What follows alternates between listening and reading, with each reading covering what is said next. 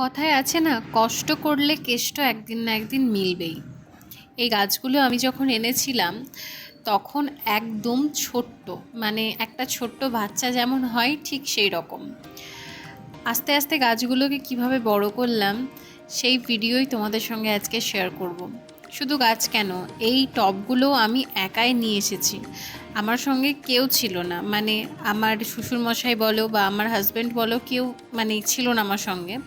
আমি নিজে বাজারে গিয়ে টবগুলো কিনে নিয়ে এসেছি, গাছগুলো কিনে নিয়ে এসেছি এবং নিজেই সেগুলোকে মাটির ব্যবস্থা করে আমি নিজেই লাগিয়েছি।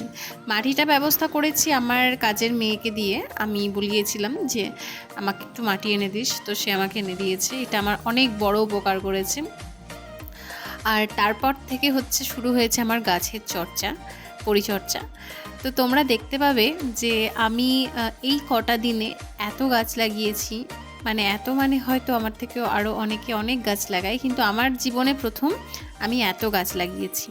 এবং সেগুলোকে নিজের হাতে, মানে একদম বাচ্চার মতো করে মানুষ করা যাকে বলে, এই যে এত সুন্দর ফুলটা হয়েছে, জবা ফুলটা, এটা দেখে যে আমার এত আনন্দ, এত খুশি, আমি সত্যি কখনো আগে হইনি।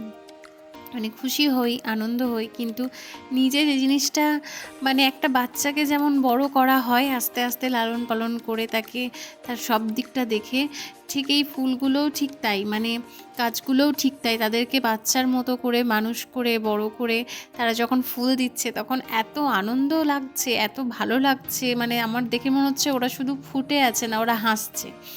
এটাই আমার মনে হচ্ছে, এই গাছটাকে, এই ফুলটাকে দেখে মনে হচ্ছে ওরা যেন আমাকে দেখে হাসছে।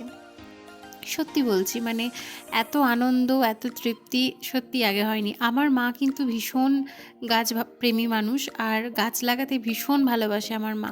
ফুলের গাছ, ফলের গাছ, মায়ের হাতে খুব ভালো গাছ হয়।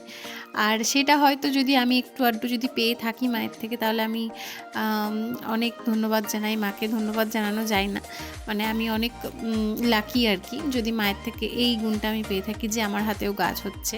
তবে যে কটা গাছ আমি লাগিয়েছি এখনও অবধি, একটা গাছও কিন্তু কোনো ক্ষতি হয়নি, মানে এখনও ওরা সুস্থই আছে, ভালোই আছে। তো এটাই বলবো যে ভালোবেসে যে কাজ করবে সে কাজে সফলতা অবশ্যই আছে।